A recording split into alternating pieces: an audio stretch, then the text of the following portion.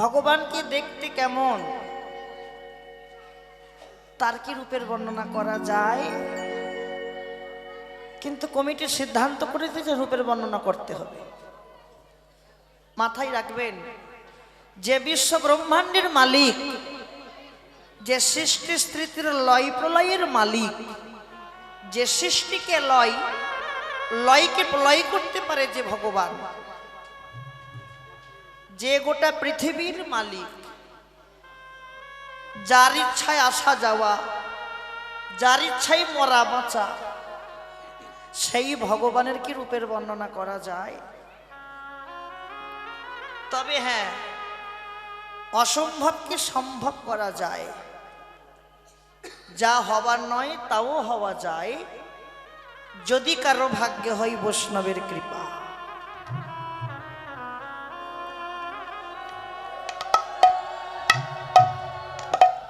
এ জগতে যদি কাউকে বৈষ্ণব কৃপা করে, বৈষ্ণবের কৃপা হলে, বৈষ্ণবের করুণা হলে, এক জন্ম নয়, দুই জন্ম নয়, জন্ম জন্মান্তরের মতো তার মুক্তি লাভ হয়ে যায়। আগে হচ্ছে বৈষ্ণবের কৃপা। কেন বললাম?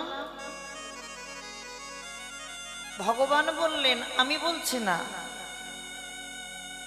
যদি কাউকে কোনো বৈষ্ণব মহাজন একবার কৃপা করে, যদি কাউকে কোনো বৈষ্ণব ঠাকুর একবার করুণা করে, বৈষ্ণবের কৃপা হলে, বৈষ্ণবের করুণা হলে, এক জন্ম নয়, জন্ম জন্মান্তরের মতো তার মুক্তি লাভ হয়ে যায়। আগে তো বৈষ্ণবের কৃপা। কেন জানো? ভগবান বললেন, বৈষ্ণবে চিনিতে নারী দেবের শকতি, দেবের শকতি। স্বয়ং বৈষ্ণবকে চিনতে পারল না দেবতারা। বৈষ্ণবের মধ্যে কি আছে? এই যে কৃষ্ণ প্রেমের মূরতি, মন দিয়ে শোনেন বাবা, কৃষ্ণ প্রেমের মূরতি একমাত্র কোথায় পাওয়া যায়? অন্য কোনো ঘরে পাওয়া যায় না। কৃষ্ণ প্রেমের মূরতি একমাত্র পাওয়া যায় বৈষ্ণবের হৃদয় ঘরে। বৈষ্ণবের হৃদয় ঘরে পাওয়া যায় কৃষ্ণ প্রেমের মূরতি। তাহলে বৈষ্ণবকে দেখলে ভালোবাসতে হয়, বৈষ্ণবকে দেখলে সম্মান করতে হয়, বৈষ্ণবকে দেখলে তার দুই চরণে মাথা নোয়াতে হয়। কেন? কারণ বৈষ্ণব হচ্ছে ভগবানের মাথার মুটুক মণি। মাথার মুটুক হচ্ছে বৈষ্ণব চূড়ামণি। এই তো আমাদের জন্ম নিলাম, বড় হলাম, সংসার ধর্ম করলাম, আস্তে আস্তে আবার সেই যেমন শিশু হয়েছিলাম ঠিক তেমন শিশু হয়ে যাব। এটাই তো কলির ধর্ম। তবে হ্যাঁ, মাথায় রাখবেন, আমরা যতই কলিকে ছোট ভাবি না কেন, কলিকে আমরা সবাই কিন্তু ছোট ভাবি। কেন ছোট ভাবি? যদি কোনো অঘটন ঘটে কি বলি? কলির ছেলে মেয়ে বলি না? যদি কোনো কিছু বাধা বিপদ আসে কি বলি? কলিকাল তো শেষের কাল, এ তো হবেই। কিন্তু না গো, আমরা বাহিরটা দেখি কিন্তু ভিতরটা দেখো। এই কলি যদি না আসতো, আমরা কিন্তু কোনোদিন আমাদের চৈতন্য অবতারকে পেতাম না। এই কলি যদি না আসতো, কোনো দিনের জন্য আমরা চৈতন্যকে পেতাম না। তাই তো সমস্ত বেদ, বেদান্ত, উপনিষদ গ্রন্থ ওই কলিকে প্রণাম করছে। দেখেন, লক্ষ্য রাখেন, সমস্ত বেদ, বেদান্ত, উপনিষদ কলিকে প্রণাম করছে। কি বলে প্রণাম করছে? প্রণমঃ গো কলিযুগ সর্বযুগ সার, সর্বযুগ সার। হরিনাম সংকীর্তন জীবকে করিলা প্রচার, করিলা প্রচার। সমস্ত বেদ বেদান্ত উপনিষদ কলিকে প্রণাম করছে। দেখেছেন, কলিকে প্রণাম করছে। প্রণমঃ গো কলিযুগ সর্বযুগ সার, হরিনাম সংকীর্তন জীবকে করিলা প্রসাদ। সবাই তো কলিকে প্রণাম করছে গো, আর আমরা কলিকে মন্দ বলছি। কিন্তু কলি হচ্ছে আসল চৈতন্যের অবতার। এই কলিযুগ এসেছে বলেই আমরা এত সাধুগুরু বৈষ্ণবের সঙ্গ করতে পারি। এই কলিযুগ এসেছে বলেই আমরা এত সাধুগুরু বৈষ্ণবের সম্মান করতে পারি। এই কলিযুগ যদি না থাকতো আমরা হারিয়ে ফেলতাম চৈতন্য অবতার। আহা, অনুভূতি করো মায়েরা। তাহলে আজকে বেলিয় সকালে আজ বিষ্ণু প্রিয়া একটা সোনার কলসি লইয়ে সুরধুনিতে জল আনতে গেল। মন দিয়ে শুনবেন, জল আনতে গেল কে? বিষ্ণুপ্রিয়া। কীর্তন আসরে বসলে শুধু হবে না, কীর্তনটাকে হৃদয়ঙ্গন করো, কীর্তনটাকে শ্রবণ করো, মাখামাখি করো, তবে সে কীর্তন শুনে লাভ হবে। জল আনতে গেল কে মা? বিষ্ণুপ্রিয়া সোনার কলসি নিয়ে গেছে। যেই সুরধুনি গঙ্গার ঘাটে পৌঁছেছে, সুরধুনি বলতে বোঝো তো, ওই নবদ্বীপ থাকতে মায়াপুর যেতে হলে আর মায়াপুর থেকে নবদ্বীপে আসতে হলে একটা নদী পার হতে হয়, যার নাম সুরধুনি গঙ্গা। তা বিষ্ণুপ্রিয়া ওই সুরধুনি গঙ্গার তীরে জল আনতে গিয়েছে। আর জল আনতে যাওয়া তার কাল ছিল। যেই জল আনতে গেল, বিষ্ণুপ্রিয়া এক অপরূপ রূপের মহাপুরুষকে দর্শন করল। এইভাবে দাঁড়িয়েছিল। আর বিষ্ণুপ্রিয়া যেই দর্শন করলেন, ওই রূপের মানুষটাকে দর্শন করা মাত্র বিষ্ণুপ্রিয়া চৈতন্যের ঘর থেকে অচৈতন্যের ঘরে চলে গেল। চৈতন্যটা কি আর অচৈতন্যটা কি? চৈতন্যটা হচ্ছে তুমি জ্ঞানে দর্শন করছো, আর অচৈতন্যটা তুমি অজ্ঞানে দর্শন করছো। বিষ্ণুপ্রিয়া যেই দর্শন করেছি, একবার নয়ন দেওয়া মাত্র বিষ্ণুপ্রিয়া ভুলে গেলেন আমি একজন নারী। সঙ্গে সঙ্গে তার চাওয়া পাওয়ার বাসনা জাগল। একটা নারীর নারীত্ব কখন যায়? একটা নারীর নারীত্ব তখনই যায় যদি কোনো নারী পরপুরুষকে দর্শন করে যদি তার মধ্যে চাওয়া পাওয়ার বাসনা জাগে, তৎক্ষণাৎ সেই নারীর নারীত্ব চলে যায়।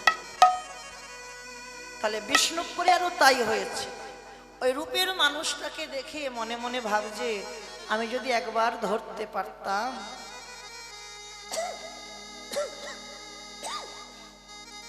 আমি যদি একবার ধরতে পারতাম, আমি হৃদয় অঙ্গন করতাম, জড়িয়ে ধরতাম একটু। এই যে অনুভূতি, অনুরাগ, ভাবতে ভাবতে ওই রূপের মানুষটার কথা ভাবছে। আর ভাবতে ভাবতে কখন যে বিষ্ণুপ্রিয়ার কোমর থেকে কলসিটা নদীর জলে পড়ে গেল। আর নদীর জলে পড়ে যাওয়া মাত্র নদীতে ঢেউ থাকে, ঢেউয়ের স্রোতে কলসি ভাসতে ভাসতে ভাসতে ভাসতে চলে যাচ্ছে। তাহলে মায়েরা বিচার করুন, বিষ্ণুপ্রিয়ার কি জল আনা হলো কি মা? জল আনা হয়নি। কেন হয়নি? কলসি নদীর জলে ভাসতে ভাসতে চলে যাচ্ছে, তবু কিন্তু পিয়ার চৈতন্য ফিরল না। আমি কাকে দেখলাম, আমার কলসি কোথায় গেল? ওই এক দৃষ্টে এক নয়নে তাকিয়ে আছে। এতক্ষণ অচৈতন্যের ঘরে ছিল, এবার যেই চৈতন্যের ঘরে গেল আর কিছু তার মনে নাই। কোন রকমে নিজ আঙিনায় এসেছে, নিজ আঙিনায় এসে বসে বসে ওই রূপের মানুষটার কথা ভাবছে, রূপের মানুষটার কথা ভাবছে। বহিরঙ্গ জগতে যদি কাউকে দেখে ভালো লাগে, দেখবেন সব সময় তার কথা মনে জাগে। বিষ্ণুপ্রিয়ারও তাই হয়েছে। ওই রূপের মানুষটাকে দেখার পর না খাওয়া, না ঘুম, না কিছু, সব কিছু হারিয়ে গেছে।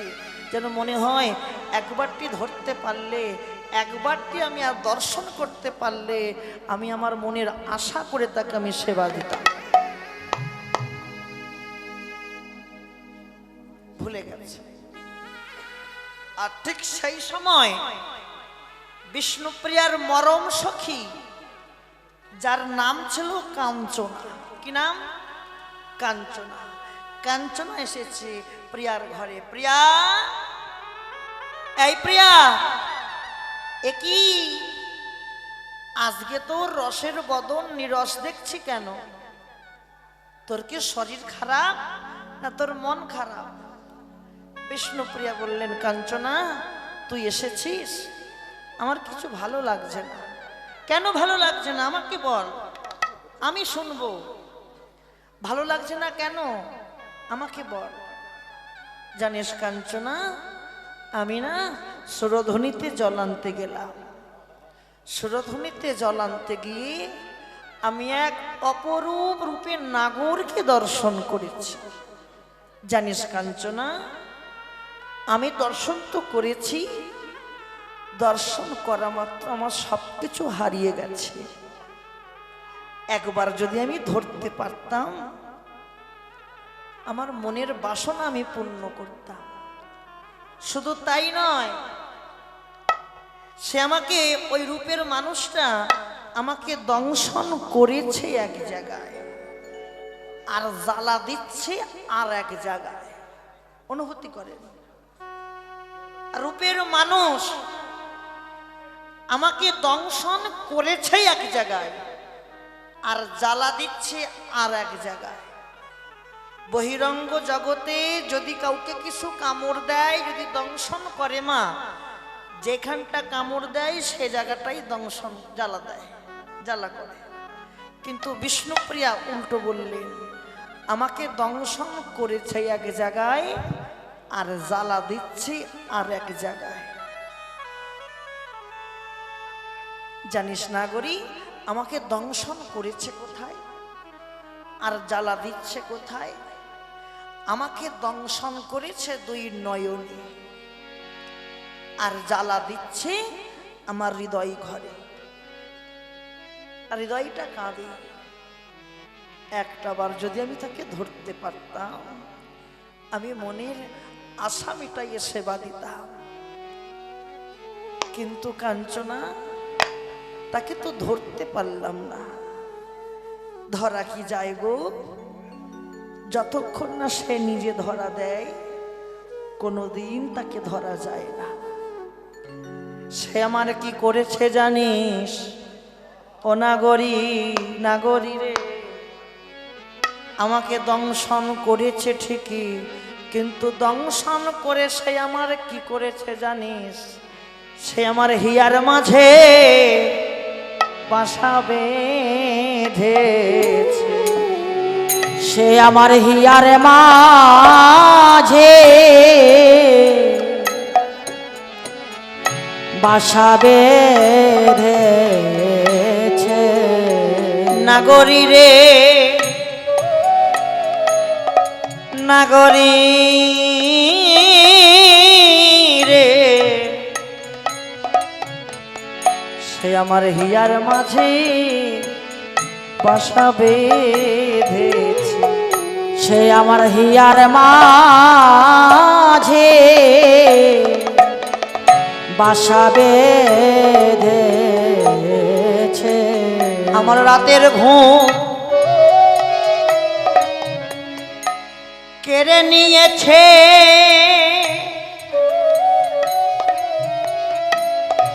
ওরে নাগরী রে,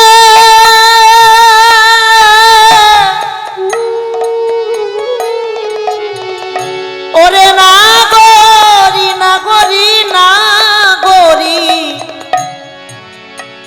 কি বলবো তোকে মরমিয়া, কতবার ভোলার চেষ্টা করি, কিন্তু ভুলিতে আমি নাহি পারি। আমার দেহে যারা ছিল এক এক করে সবাই চলে গেল। জানিস না গরি, প্রথমে ছিল আমার দুটো নয়ন, ওই দুটো নয়ন চলে গেল রূপের মানুষকে দর্শন করতে।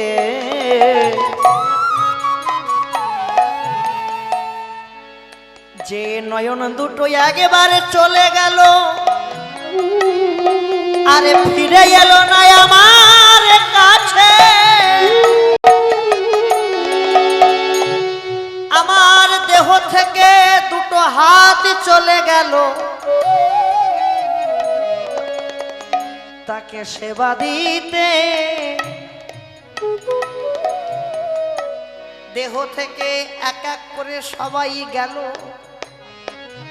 কিন্তু যে একবার যায় সে যে আর ফিরে এলো না আমার কাছে। আমায় এমন ভাবে দংশন করেছে, আমি যে তাকে কোনোদিন ভুলিতে পারি না। যখন আমি ঘুমাতে গেলাম, যেই দুটো নয়ন বন্ধ করেছি, ওই বন্ধ করা নয়নের মধ্য থেকে আমি সেই রূপের মানুষকে দেখতে পেলাম।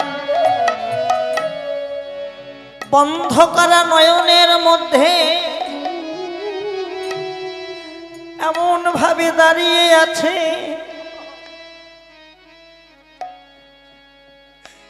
একটাবার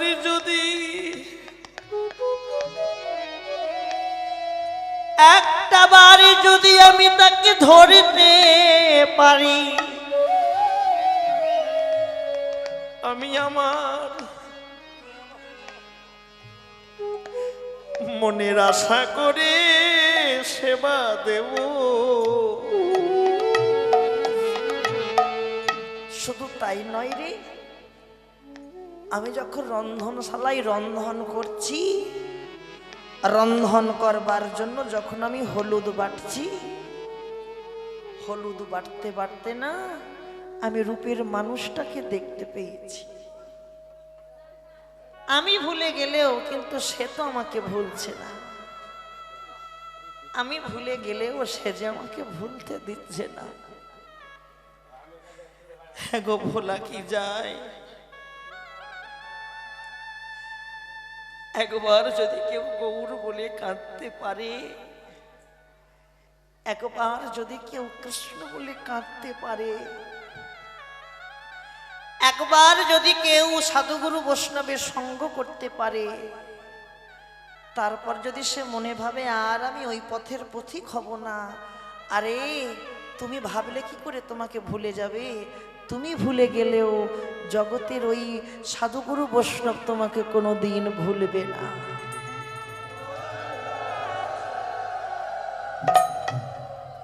আমরা ভুলে গেলেও সে যে কোনো দিন ভুলে না।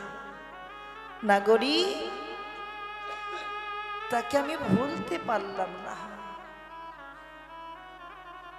আমার মনে বড় আশা, আমার সুরধ্বনিতে জলান্তে যাওয়াই কাল ছিল। যদি আমি জানতাম, আমি কোনো দিন যেতাম না, আমি কোনো দিন যেতাম না। জানলে কি যেতাম? রূপের মানুষটা তো আমাকে ছাড়ছে না, বলছে না।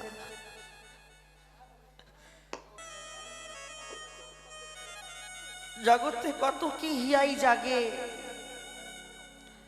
জগতে স্বামীর ভালোবাসা হিয়াই জাগে, পুত্র কন্যার ভালোবাসা হিয়াই জাগে, স্ত্রীর ভালোবাসা হিয়াই জাগে, কিন্তু নাগরিক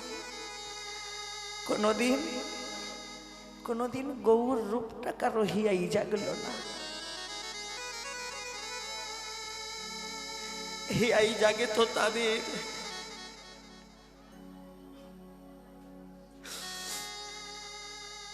হিয়াই জাগে তো তাদের যারা গৌর চরণে দেহ মন প্রাণ জীবন যৌবন সবকিছু সমর্পণ করে দেয়, তাদেরই তো হিয়াই জাগে।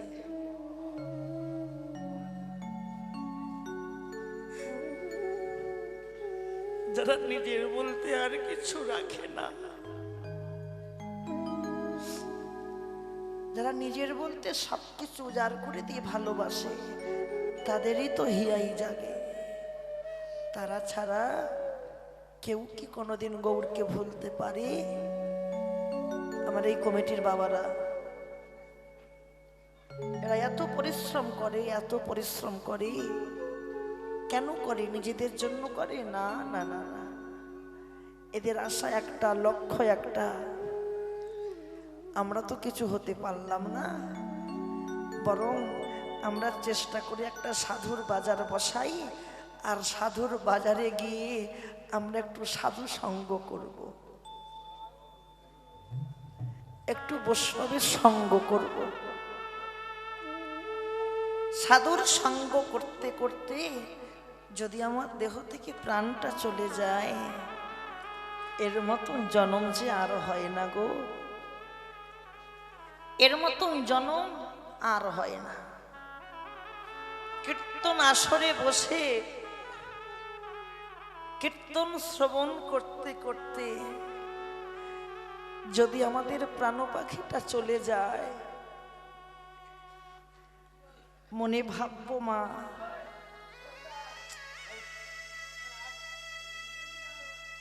মনে ভাববো সত্যি আমার জন্মটা ধন্য হয়েছে। আর আমরা প্রভুকে জানিয়ে দেব, প্রভু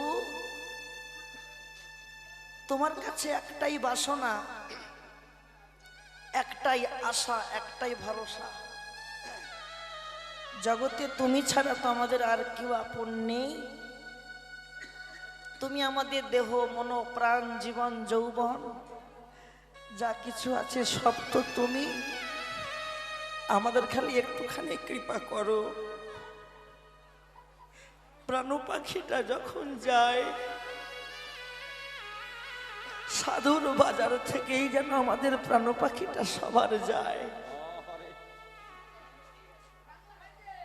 সারা জন্ম কীর্তন করলাম, কীর্তন করবো আর কদিন,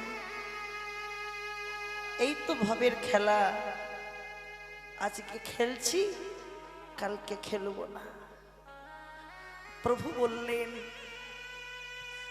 আমাকে যে চাই তাকে আমি চাই, কিন্তু আমাকে যে না চায় তাকে আমি জনমের মতো না চাই।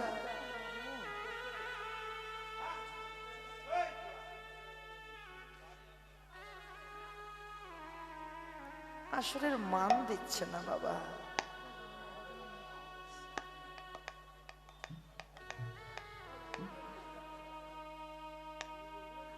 এরা ভাব সব নষ্ট করে দেয়।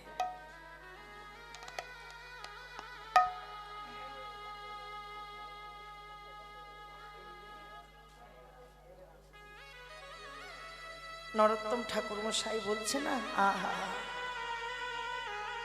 নরোত্তম ঠাকুর মশাইয়ের পদাবলীগুলো শুনলেই দেহ শীতল হয়ে যায়। মায়েরা মন দিয়ে শোনেন, প্রতিদিন প্রভাতকালে কিছু করো বা না করো, দিনান্তে একটা করে পদাবলীর পদ শ্রবণ করবেন, নিজে নিজে নিজে পড়বেন, দেখবেন আপনার সারা দিনটা ভালো যাবে। ঠাকুর মশাই এক জায়গায় বলছে, গৌরহরি তোমাকে কি দেই বলো তো, তোমাকে কি দেব? দিবার মতো তো আমাদের কিছু নাই, আছে? দিবার মতো আমাদের কিছু নাই। যা তুমি আমাদের কৃপা করে দিয়ে পাঠিয়েছো তা তোমাকে কি দিতে পারি?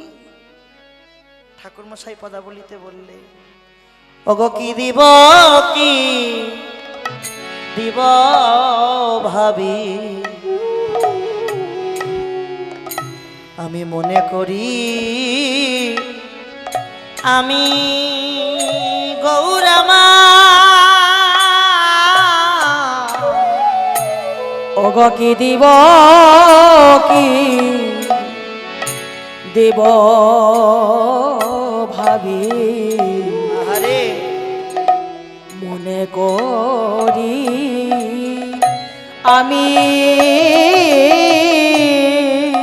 ওগো যেই ধন, আহা, কি দিব ভাবি মনে করি আমি, ওগো যেই ধন তোমায় দেব,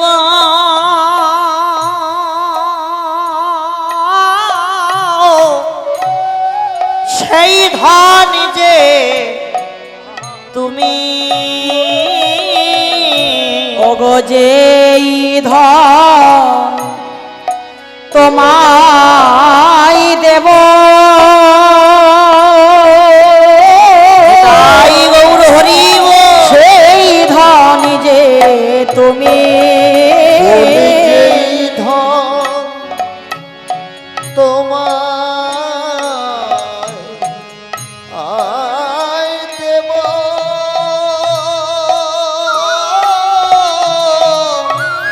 অবশ্যই ধন যে তুমি।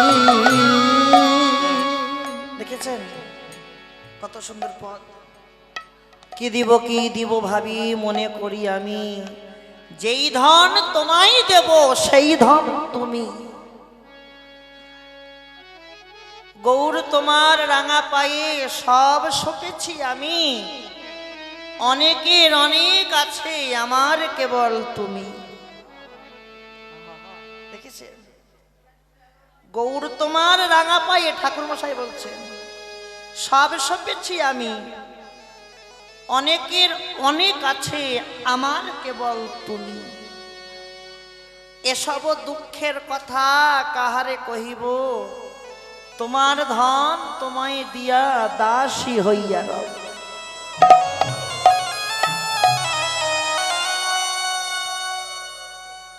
তোমার ধন তোমায় দিয়ে আমি জনমের মতো তোমার রাঙা চরণের দাসী হতে চাই। কি হতে চাই? দাসী। দাস কিন্তু বলল না,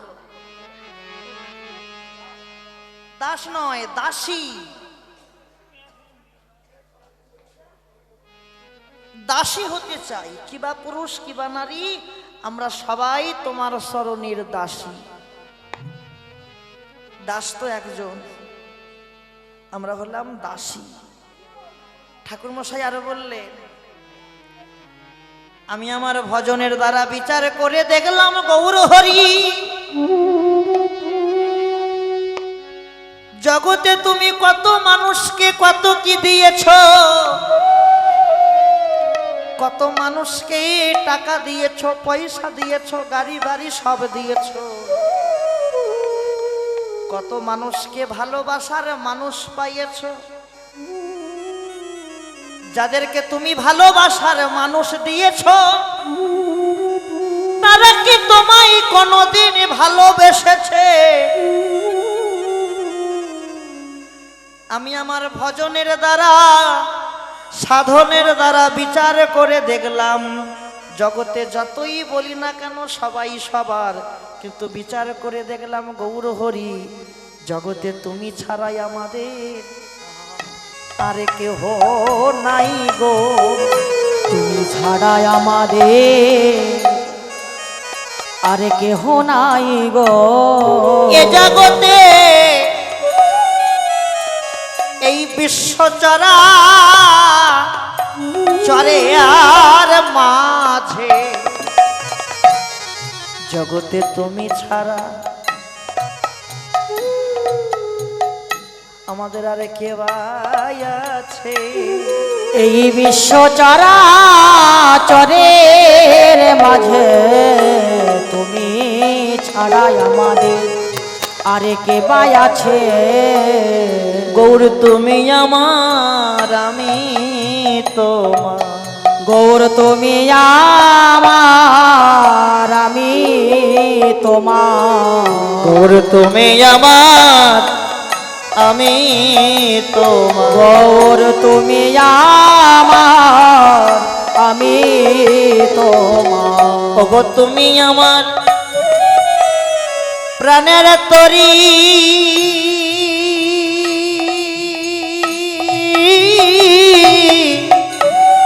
গৌর হরি আমি তোমার চরণ ধরি ওগ তুমি আমার আরে প্রাণের তরি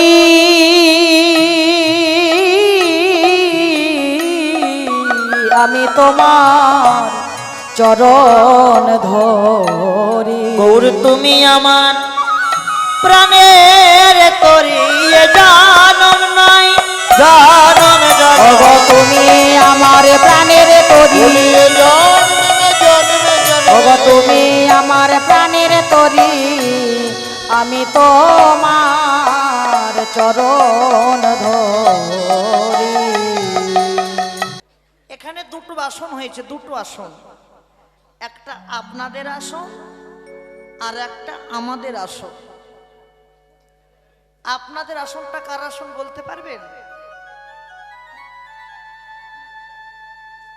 যে আসনটাই বসেছেন এটা যেমন তেমন আসন ভাববেন না যে ছেঁড়া চট পেতে দিয়েছে, চারটে বাদাম ভাজা পড়ে আছে ওর মধ্যে বসেছে, এটা আবার কি আসন? শোনো বলে যাই, শোনো, যে আসনটায় বসে কীর্তন শ্রবণ করছো এটা হচ্ছে মহারাজ পরীক্ষিতের আসন। আর আমরা যে আসনটায় দাঁড়িয়েছি এটা হচ্ছে গুরুদেব শুকদেব গোস্বামীর আসন। তাহলে আপনারা চাইলে মহারাজ পরীক্ষিত হতে পারবেন, মহারাজ পরীক্ষিত হয়ে কীর্তন শ্রবণ করতে পারবেন, কিন্তু আমরা চাইলে কিন্তু গুরুদেব শুকদেব গোস্বামী হতে পারবো না। কেন? শিষ্য হওয়া যায় কিন্তু গুরু হওয়া যায় না। তাহলে আসনটার মান দিয়ে যাবেন, এমন কিছু করবেন না যেন পাপের বোঝাটা মাথায় করে নিয়ে বাড়ি যেতে হয়। আগেও বলেছি এখনো বলে যাচ্ছি, এমন কিছু করবেন না। কেন বললাম? মহারাজ পরীক্ষিত একদিন বনের মধ্যে মৃগয়া শিকার করতে গেছে, হরিণ শিকার করতে গেছে। তা শিকার করতে করতে প্রচন্ড রবির তাপে, রবি মানে সূর্য, সূর্যের তাপে গলা শুকিয়ে যাচ্ছে, কোথায় একটু জল পাবে? বনের মধ্যে জল পাওয়া যায়? হঠাৎ দেখলো দূরে একটা পণ্য কুঠির, আর পণ্য কুঠিরে গিয়ে দেখছে একজন বসে বসে ধ্যান করছে। সেই মুনির নাম কি জানো? শ্রমিক মুনি। ওই শ্রমিক মুনি বসে বসে ধ্যান করছে। আর মহারাজ পরীক্ষিত গিয়ে বলছে, মুনিবার আমায় একটু জল দান করবেন, বড় পিপাসা লেগেছে। ও মুনি তো ধ্যানে মগ্ন হয়ে গেছে, ও তো আর এই বহিরঙ্গ জগতে নেই, অপ্রাকৃত জগতে চলে গিয়েছে। মহারাজ পরীক্ষিত ক্রোধান্বিত হয়ে বললেন, তবে রে তুই আমার রাজ্যে বসবাস করছিস আর আমায় এক গ্লাস জল দিতে পারলি না? দেখ আমি কি করি। মুনি যে জায়গাটায় বসে ধ্যান করছিলেন ওর পাশে একটা পড়েছিল মৃত সর্প। কি পড়েছিল? মৃত সর্প। ওই মৃত সর্পটাকে তুলে মহারাজ পরীক্ষিত ওই মুনির গলায় মালা করে পরিয়ে চলে গেল। পিতার অপমান সইতে পারল না পুত্র। শ্রমিক মুনির পুত্র ছিল সিংহী মুনি। ওই সিংহী মুনি দেখলেন আমার পিতার গলায় কে মৃত সর্পের মালা পরিয়ে চলে গেছে। ওরে মূর্খ, যে আমার পিতার গলায় মৃত সর্পের মালা পরিয়েছিস, আমি তাকে অভিশাপ দিচ্ছি, আগামী 7 দিনের মধ্যে তার তক্ষক দংশনে মৃত্যু হবে। কদিনের মধ্যে? 7টা দিন। আমাদের মৃত্যু কদিনে হবে? 7 দিনের মধ্যেই হবে। আমাদের প্রত্যেকটা জীবের মৃত্যু হবে ওই 7টা দিনের মধ্যে। অভিশাপ যখনই দিল পিতার ধ্যান ভেঙে গেল। পিতা বলল, পুত্র, এ তুই কাকে অভিশাপ দিলি? তুই যাকে অভিশাপ দিলি তুই হয়তো জানিস না পুত্র, ও রাজা বড় ধার্মিক রাজা। আমারই তো দোষ, আমাকে জল চেয়েছিল, আমি দিতে পারি নাই, তাকে তুই অভিশাপ দিলি।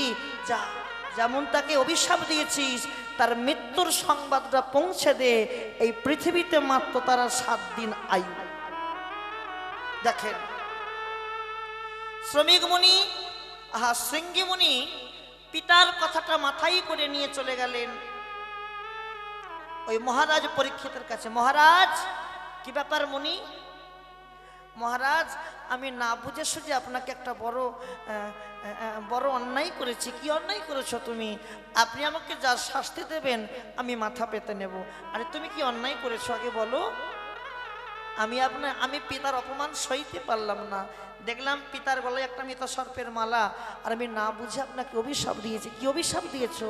যে এই পৃথিবীতে আপনার আয়ু মাত্র আর 7 দিন আছে। নিতাই গৌর হরি। দেখেন, যখনই বলেছে এই পৃথিবীতে আর আয়ু মাত্র 7 দিন আছে, আপনি যা শাস্তি দেবেন আমি মাথা পেতে নেব। মহারাজ পরীক্ষিত রাজবস্ত্র খুলে সঙ্গে সঙ্গে ওই সিংহী মুনির চরণটা ধরেছে। মুনি, তোমাকে শাস্তি দেব কি? আমি তোমার চরণের ধুলা আমার অঙ্গে মাখবো। কেন জানো? পৃথিবীতে সবাই জন্ম নেয়, একটা ডাক্তার পরীক্ষা করে বলে দিতে পারে মায়ের গর্ভ থেকে কবে ভূমিষ্ঠ হবে, কিন্তু ডাক্তার কোনোদিন বলতে পারলো না কবে পৃথিবী ছেড়ে বিদায় নেবে। কিন্তু আমি এমন ভাগ্য করে জন্ম করেছি, আমার জননী ধন্য। আমি যে মায়ের গর্ভে ছিলাম মায়ের গর্ভটাও ধন্য। কেন? আমি এমন ভাগ্য করে জন্ম নিয়েছি যে আমি আমার নিজের মৃত্যুর সংবাদ নিজেই পেয়ে গেছি। পৃথিবীতে কদিন আমি আছি।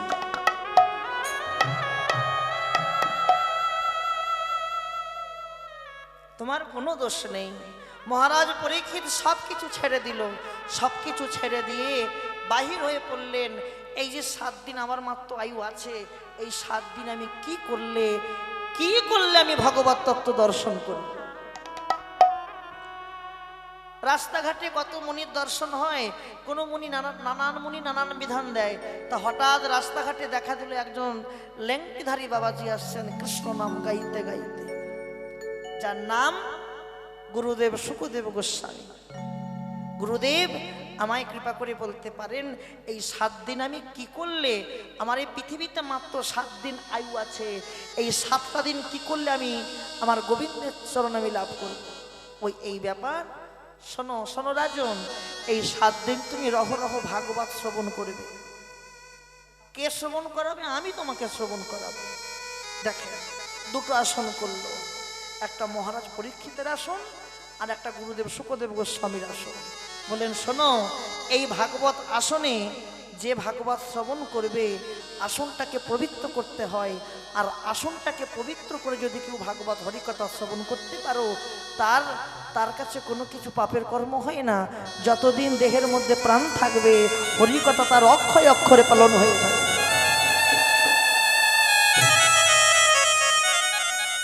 বোঝা গেল মা? আমরা যতই হই হই করি না কেন, আর চেষ্টা করবেন নিজেকে নত প্রমাণ করা, উত্তম প্রমাণ করতে যাবেন না। আমি উত্তম, প্রত্যেকটা মুহূর্ত ভাববেন আমার মতন কাঙালে জগতে আর কেউ নাই, এতে গৌর হরি খুশি হবে। উত্তম তো একজন, যার উপরে উত্তম আর কেউ হয় না, তিনি উত্তম। আমরা হচ্ছি অধম। অধম ভাববে। যাই হোক, আস্বাদন করুন। খালি কে কাকে প্রশ্ন করছে? কাঞ্চনা বিষ্ণুপ্রিয়াকে করছে। বাহ, আমার প্রথম প্রশ্ন বলে দিয়েছে, তুই জলান্তে কখন গেলি? বিষ্ণুপ্রিয়া বলল, আমি জলান্তে গেছিলাম। কখন বললেছিল? অবেলা। অবেলা কাকে বলে? বেলা গড়িয়ে গেলে অবেলা বলে। কিন্তু বিষ্ণুপ্রিয়া বললেন, এই অবেলা সে অবেলা নয়। আমি কোন অবেলায় গেলামে জানিস? প্রতিদিনের যেমন 3টি করে ভাগ, দিনের কটি ভাগ? কি কি? সকাল, দুপুর, সন্ধ্যা। আর মানব জীবনেরও 3টি ভাগ, শিশুকাল, যৌবনকাল, বৃদ্ধকাল। বুঝে নেন। দিনের সকাল, দেহের সকাল কোনটা? শিশুকাল। শিশুকালে কেউ জলান্তে যেতে পারবে কি? দিনের সন্ধ্যা মানব জীবনে বৃদ্ধকাল, বৃদ্ধ হয়ে গেলে জলান্তে যাওয়া যাবে। দিনের দুপুর আর মানব জীবনের, বিষ্ণুপ্রিয়া কি বলেছিল? আমি এমন বেলায় জলান্তে গেলাম, ওই বেলা যদি কারো ঘরে, হৃদয় ঘরে একবার আসে, সে কিন্তু দেহটা ধরে রাখতে পারে না। যৌবন বেলায় জলান্তে গিয়েছিলাম, আমার দেহের যৌবন বেলায় আমি সুরধ্বনিতে জলান্তে গেলাম, আর জলান্তে যাওয়া ছিল আমার কাল। যদি আমি জানতাম, আমি কোনো দিন জলান্তে যেতাম না। নিতাই গৌর হরি। বাহ। আমার দ্বিতীয় প্রশ্ন, বল মায়েরা বলেন, বিষ্ণুপ্রিয়া কি জলান্তে পেরেছিল? কি পারেনি? কেন পারেনি? কলসি নদীর জলে পড়ে ভাসতে ভাসতে চলে গিয়েছিল। কিন্তু কাঞ্চনা বলল, তুই জল এনেছিস, তুই জল এনেছিস। আর আমি জল আনলাম কোথায়? না, তুই জল এনেছিস। তুই নিয়ে গিয়েছিলি একটা কলসি, আর জল এনেছিস 2টো কলসি। তুই যে কলসি নিয়ে গেলি, ওটা হলো বহিরঙ্গ জগতের কলসি। কিন্তু তুই যে কলসি ভরে জল এনেছিস, ওই কলসি জল সবাই আনতে পারে না। ওই কলসির জল কারা আনে জানিস? এ জগতে যাদের নিজের বলতে আর কেউ থাকে না, যাদের একমাত্র গৌর হরি আছে, যারা দেহ মন প্রাণ তার চরণে সঁপে দেয়, তারাই ওই কলসির জল আনতে পারে। তুই যে কলসি নিয়ে গিয়েছিলি, ওটা বহিরঙ্গ জগতের কলসি। ওই কলসির জল আনা মাত্র ফুরায়ে যায়। কিন্তু তুই যে কলসি ভরে জল এনেছিস, ওরে জল সহজে ফুরাবে না। যতদিন দেহের মধ্যে প্রাণ পাখি থাকবে, ততদিন ওই কলসির জলে পরিপূর্ণ থাকবে। আর যেদিন দেহ থেকে প্রাণ পাখি বিদায় নেবে, সেদিন যত চেষ্টাই করি না কেন, আর এক বিন্দু জল থাকবে না।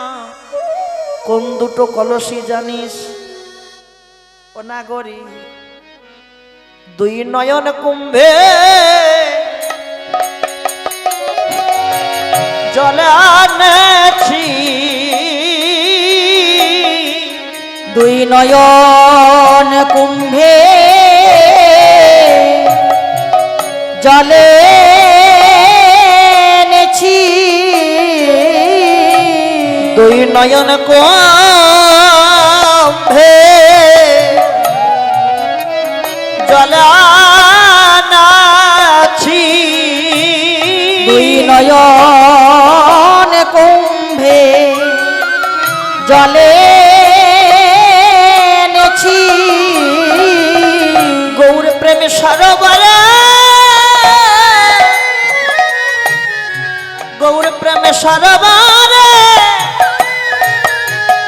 ডুব দিয়ে 2 নয়ন কুম্ভে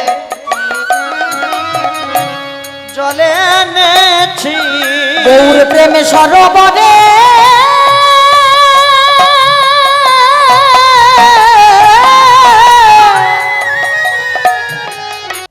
তোমাদের কি লাগে? সকাল হলেই তো বলবেন এই যে ও দা শোনেন, কাকে ধরে আনিছে? নেড়ামাতা ঘাটের মোড়া কি যে গাইলো কিছু বুঝলাম না।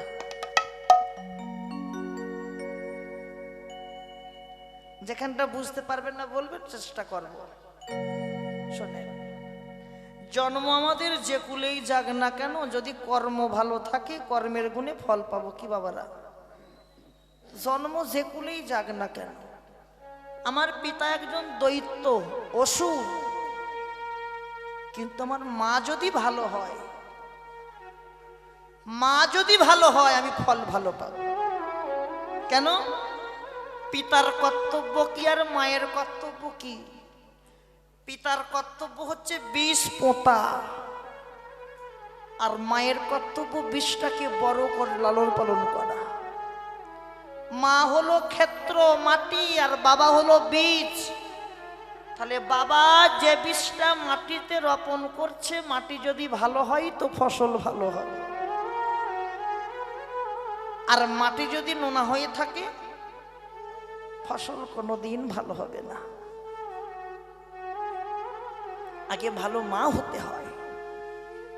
কৃষ্ণ ভক্ত সন্তানের জন্ম দিতে গেলে আগে মাকে ভক্তিমতী হতে হয়। এই যে প্রহ্লাদ, তার প্রমাণ প্রহ্লাদ। প্রহ্লাদের পিতার নাম কি ছিল? হিরণ্যকশিপুর দৈত্য ছিল, অসুর ছিল। ভাবতে পারছেন দৈত্যের ঔরসে একটা ভক্ত সন্তান কি করে আসে? মা ছিল কয়াধু ভক্তিমতী, শুধু ভক্তিমতী নয়, কয়াধু যখন গর্ভবতী হলো, হিরণ্যকশিপুর চলে গেল তপস্যা করতে, সাধনা করতে, 5000 বৎসর চলে গেল। আর এদিকে দেবতারা মনস্থির করেছে কয়াধুর গর্ভে যে আছে ওকে হত্যা করতে হবে। কেন? ছোট করে হত্যা করতে হবে। কেন জানো?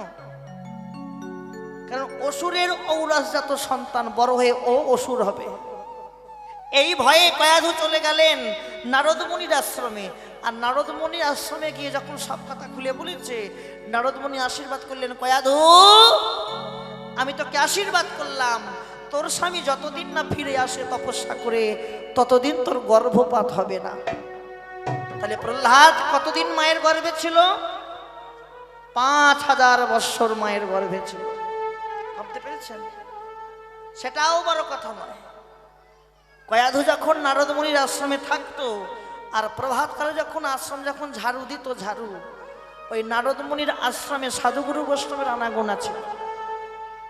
আর সাধুগুরু বৈষ্ণবে যখন আনাগোনা ছিল, ওই ঝাড়ু দিতে দিতে ঝাড়ু দিতে দিতে নাসিকার ভিতর দিয়ে, বদনের ভিতর দিয়ে ওই সাধুগুরু বৈষ্ণবের চরণধুলা যখন গর্ভের ভেতরে যেত, প্রহ্লাদ মায়ের গর্ভ থেকে বৈষ্ণবের চরণধুলা পেত। তাহলে সেই সন্তান ভক্ত হবে না তো কি অসুর হবে? আগে ভালো মা হতে হয়। এই যে নিমাইয়ের মা, নিমাইয়ের মায়ের নাম কি? শচী দেবী। কি শচী মাতা? বাহ! শচী মানে কি? বাহ, ঠিক ঠিক। শচীকে ভাঙলে আসে সূচি, আর সূচি মানে পবিত্র। অর্থাৎ জগতের শচী নাম তাদের হয় যাদের মধ্যে কোনোদিন অসুচি প্রবেশ করতে পারে না। এবার নিজেকে প্রশ্ন করেন, যাদের মধ্যে কোনোদিন অসুচি প্রবেশ করে। আচ্ছা, আমরা কিন্তু সবাই জানি জগতে যারা মা হয় প্রত্যেকটা মায়েরই কিন্তু অসুচি হয়। কিন্তু নিমাইয়ের মা, ও তো মা হয়েছে, তাহলে ওরও তো অসুচি হবে। হ্যাঁ, ও তো মা হয়েছে, নিমাইয়ের মা, ও তো সন্তানকে গর্ভে ধরেছে। ও মা, আবি জন্ম হয়েছে, অসুচি হয়েছে, তাহলে নাম সূচি হলো কি করে? নাম সূচি হলো কি করে? দেখেন, লক্ষ্য রাখেন, আমাদের জন্ম পিতামাতার দৈহিক মিলনের ঔরস, জন্ম পিতামাতার দৈহিক মিলনের ঔরসের সৃষ্টি আমরা।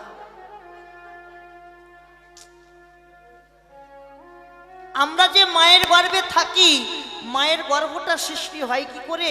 পিতামাতার দৈহিক মিলনের সৃষ্টি গর্ভ, আর ওই গর্ভে আমরা থাকি। কিন্তু নিমাই যে মায়ের গর্ভে ছিল, ও তো আর ঔরজাত সন্তান নয়। সচি মায়ের গর্ভটা হলো কি করে? ও কি স্বামী স্ত্রীর দৈহিক মিলনের গর্ভ? ওই গর্ভ হয়েছিল কি করে? আবির্ভাব হলো, গর্ভটা সৃষ্টি গর্ভে তো ছিল, গর্ভটা হলো কি করে? ভাষাগুলো শোনো। শ্রী গুরুর জিহবা লিঙ্গ দ্বারা কর্ণ জনিদার দিয়ে যে বিষ গর্ভে যায়, গর্ভে গিয়ে গর্ভ হয়, আর সেই গর্ভে গৌর সদের আবির্ভাব হয়।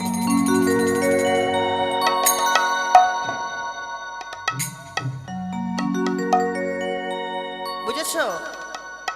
শ্রী গুরুর জিহবা লিঙ্গ দিয়ে কর্ণ জনিদার দ্বারা যে বিষ গর্ভে যায়, গর্ভে গিয়ে গর্ভ হয়, আর সেই গর্ভেই তো গৌর সদের আবির্ভাব হয়। গর্ভটাকে ঠিক রাখতে হবে। যার গর্ভ ঠিক থাকে সেই তো জন্ম দিতে পারে। তাই বললেন অনাগরি বলে দিয়ে এখন আমার উপায় কি হবে? আমি গৌরকে ভালোবেসে আমি সব হারিয়েছি। আমার যাতে গেল, মানে গেল, কুল গেল, জগতে আমি কুল কলঙ্কিনী হলাম বটে। বলে দে অনাগরি, গোরা গোরা বলি মোরে কি হইল ব্যাধি, কি হইল ব্যাধি, নিরবধি পরে মনে গোরা গুণনী, গোরা গুণনিধি। আমি আর থাকতে পারলাম না, যদি একবার ধরতে পারতাম আমি আশা করে সেবা দিতাম। নাগরী রে কি করিব, কোথা যাব, গোরা অনুরাগে, গোরায় অনুরাগে, দিবানিশি গোরা প্রেম আমার হিয়ারে মাঝে, হিয়ার মাঝে জাগে। সংসার গৌরাঙ্গ পীড়িতি খানি বড়ই অভিশাপ। অগ গৌরাঙ্গ কীর্তি খানি বড়ই অভিশাপ। গৌরাঙ্গ পীড়িতি খানি নাগরী রে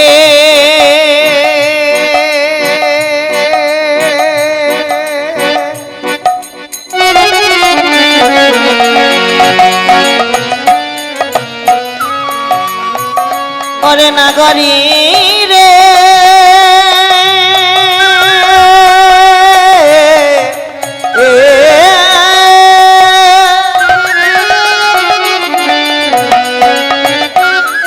আহারে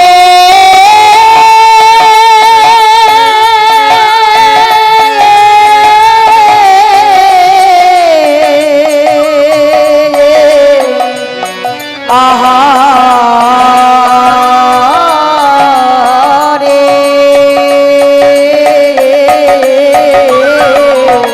গৌরাঙ্গ অগ গৌরাঙ্গ প্রীতি খানি বড়ই অভিশাপ। বাসু কহে নাহি রহে কুলের ধরো, অগা বাসু কাহে নাহি রহে কুলের ধরো। কোন ধরম রইল না, বলি কোন ধরম রইল না, কোন ধরম রইল না, বলি কোন ধরম রইল না।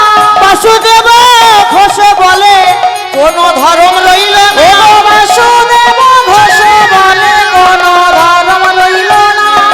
বাসু কহে নাহি রহে কুলের ধরো, বাসু কহে নাহি রহে কুলের ধরো। যাইরে লীলার বলিহারি, যাইরে লীলার বলিহারি, যাইরে লীলার বলিহারি, ওগো যাইরে লীলার বলিহারি। বলিহারি আর বলিহারি। বলিহারি মানে কি? খুব সুন্দর। বলিহারি মানে বলিহারি, বলিহারি, বলিহারি বলে ভালো করে ভাঙো। বলিহারি, বলিহারি, বলিহারি। যদি খুব ভালো কীর্তন গায় কি বলে? কীর্তনের বলিহারি।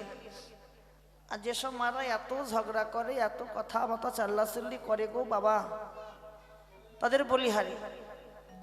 বলিয়ার হারি, বলিয়ার হারি দর্শনকারী পদকর্তা বাসুদেব ঘোষ বললেন, গৌর হরি তোমার লীলারে বলি হারি, আমি যতই বলি ততই হারি, যতই বলি ততই হারি, যাইরে লীলার বলি হারি, যতই বলি ততই হারি। ওগো যাই রে লীলার বলি হারি, যতই বলি ততই হারি।